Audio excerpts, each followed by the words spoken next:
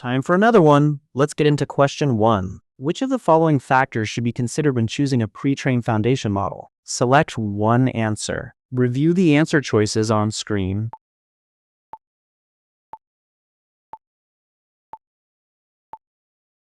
The correct answer is option D. Every factor listed genuinely constrains your model selection. When selecting a foundation model, factors like modality support, licensing terms, cost structure, model complexity, and expected latency must all be considered to ensure the model meets business and technical requirements. Hi guys, Stack Lessons here. Another 10-question session for you. This one's centered on ML paradigms, Gen AI fundamentals, and federal compliance. Same format as always: question, countdown, answer, explanation. Pause anywhere you need to think. Enjoy. Track your correct answers. You will want your score for the wrap-up. Time for another one. Let's handle question 2. Quick check. What is the primary role of exploratory data analysis, EDA, in the machine learning lifecycle? Select one answer. Review the answer choices on screen.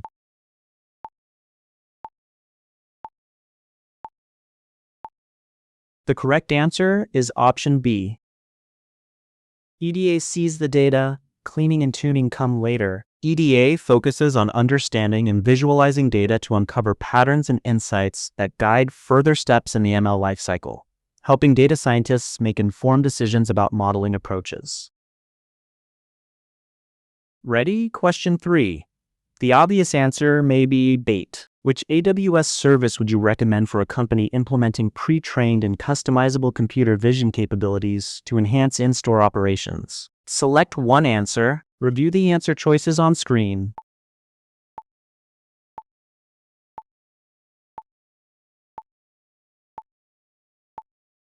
The correct answer is option B. Textract extracts text from images. Rekognition understands the visual scene. Amazon Rekognition offers pre-trained and customizable computer vision capabilities, making it ideal for analyzing images and videos for in-store operations like object detection, face recognition, and activity monitoring. Ready? Let's check question 4. A healthcare company is exploring generative AI in the AWS cloud environment. What is one of the primary advantages of using generative AI in AWS? Select one answer. Review the answer choices on screen.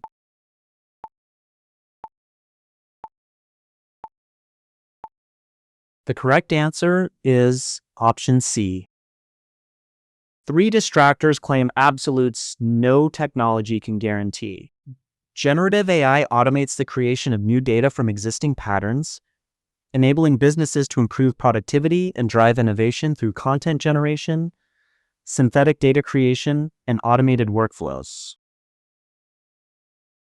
Keep your focus here, careful on question 5. This one has a trap. An AI specialist is working with a deep learning model in Amazon SageMaker. The model is too large for single GPU memory, and the training dataset is extensive. The specialist needs a SageMaker built-in option to optimize training for large model sizes. Which option should they use? Select one answer. Review the answer choices on screen.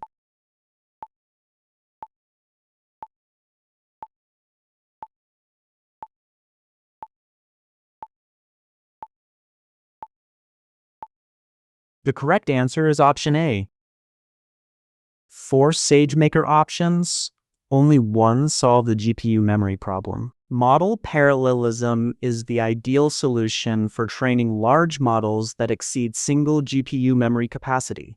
It automatically partitions the model across multiple GPUs and optimizes inter-GPU communication, enabling efficient training of very large deep learning models. Pipe mode optimizes data streaming but doesn't address model size. Incremental training updates existing models with new data. Managed spot training focus on cost optimization using spot instances. Only model parallelism directly addresses the challenge of training models too large for single GPU memory.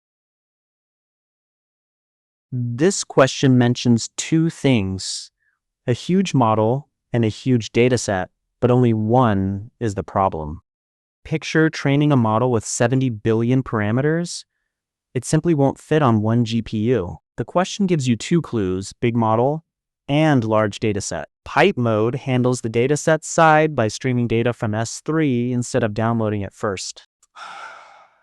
Smart, but it does nothing for GPU memory. Model parallelism is the actual fix. It slices your model across multiple GPUs, so each one only needs to hold a piece. SageMaker's built-in library handles all the communication between GPUs. So the trap here, the question mentions an extensive dataset, which nudges you toward pipe mode. But the constraint they actually want you to solve is the model size. Model parallelism wins.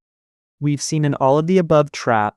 Recognition beat type-stacked on visuals, and model parallelism won by targeting GPU memory. Not cost, not data. Keep your focus here, question 6.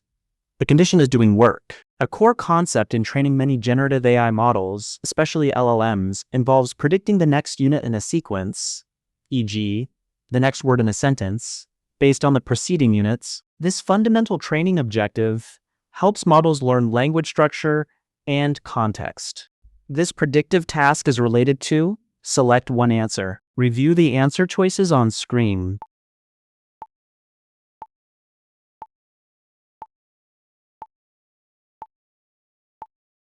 The correct answer is option C. Next token prediction has exactly one name. That phrase is the key. Language modeling is the task of predicting the next word, or token, in a sequence given the previous words. This is a fundamental training objective for many LLMs and helps them learn grammar, context, and semantic relationships in text. All right, question 7. Match the answer to the situation. A trading firm is developing a system to optimize investment strategies. The system interacts with market environments, executes trades, and learns from outcomes. It receives rewards for profitable decisions and penalties for losses, seeking to maximize overall returns. Which machine learning approach is being utilized? Select one answer. Review the answer choices on screen.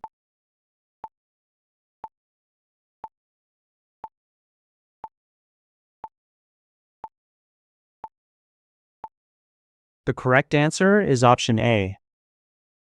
Rewards, penalties, and environment interaction are the RL fingerprint. Reinforcement learning is the correct approach as it involves an agent, trading system, learning through environmental interaction, market, receiving rewards, profits, and penalties, losses, to optimize behavior. This matches the fundamental reinforcement learning paradigm of learning optimal actions through trial and error. Transfer learning applies knowledge from one domain to another. Supervised learning requires labeled training examples. Self-supervised learning generates training signals from input data structure. Only reinforcement learning captures the interactive, reward-based learning process described in the trading scenario. All right, question 8. Map the qualifier to the answer. A developer at Chatbot Builder Inc. is working with a new large language model, LLM, to generate company-specific email responses. To guide the LLM, they provide it with a single example of a desired input query and the corresponding ideal email output before asking it to generate a new response. What prompting technique is being used? Select one answer. Review the answer choices on screen.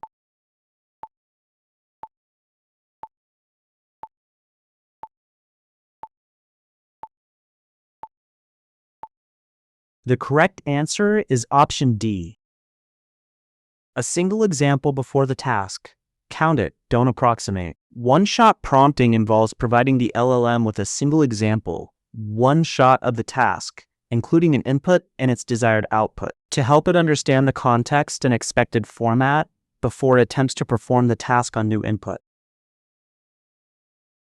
Let's slow down on this one. The difference between one-shot and few-shot trips people up every time. Imagine you're training a new intern to write emails. You show them exactly one example, a customer query, and the ideal reply. Then say, now you try. That's one-shot prompting. The trap here is Few shot. It sounds like it could cover one example, but few shot means two or more examples. Zero shot means no examples at all. The word single in the stem is the signal. Count the examples. One locks you into one shot. The question rewards counting, not guessing. Okay, question 9. Identify the business need first. Customer Segments Inc. intends to discover distinct customer cohorts based on their historical purchasing patterns, without any prior assumptions about what these cohorts might be. They apply an ML algorithm to their extensive transaction dataset to uncover these naturally occurring groupings. Which type of machine learning is most appropriate for this exploratory task? Select one answer. Review the answer choices on screen.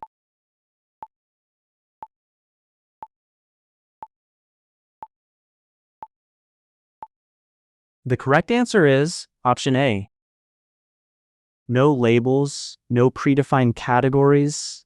That's the unsupervised signal. Unsupervised learning is used when the training data is unlabeled. The objective is to explore the data and find meaningful structure or patterns, such as grouping similar customers together, clustering, without predefined categories. Okay, question 10.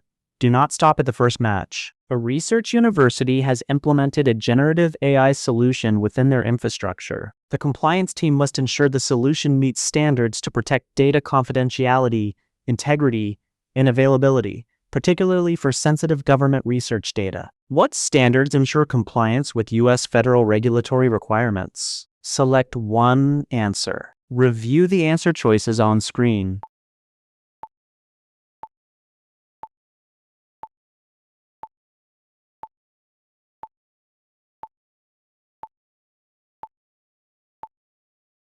The correct answer is option A.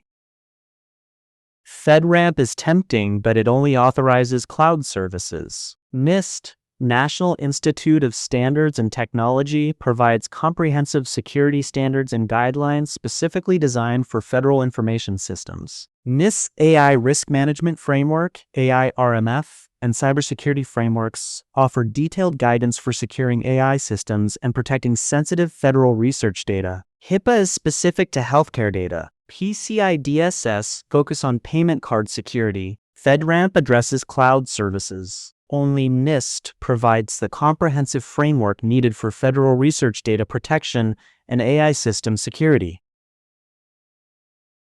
This one trips people up. FedRAMP sounds federal, but it's not what the question is asking for. Picture this. Your research team just landed a Department of Defense grant, and now you're storing classified data in an AI system. Your compliance officer asks, which standard applies? Think of HIPAA as the healthcare specialist. It only covers patient records, not research data. FedRAMP is the cloud authorization stamp. It means a cloud service is approved to operate for federal agencies. But it is not the security rulebook itself. NIST is the rulebook. It publishes the actual security controls, like SP 800-53, which lists over 1,000 controls. And it includes the AI Risk Management Framework. Federal law requires agencies to follow NIST. So when the exam says federal research data and AI, the answer is always NIST. 3 takeaways from this session. First, one shot means exactly one example. Few shot starts at 2, count deliberately on the exam. Second, NIST frameworks govern federal AI and data security. FedRAMP only authorizes cloud service providers. Third, SageMaker model parallelism splits the model across GPUs, not the data, not the cost. You've just covered the AIF-C01 core spectrum in one run. Paradigm identification, service disambiguation, prompting precision, and compliance frameworks. That range shows up across the real exam. Keep your momentum going. Before you head off, subscribing genuinely helps these reach more people prepping like you, so please do. Drop a comment with your score and any question you'd want explained deeper. Got an exam you want me to cover next? Name it in the comments. And if the pacing or visuals could be better for you, tell me. That steers the next batch.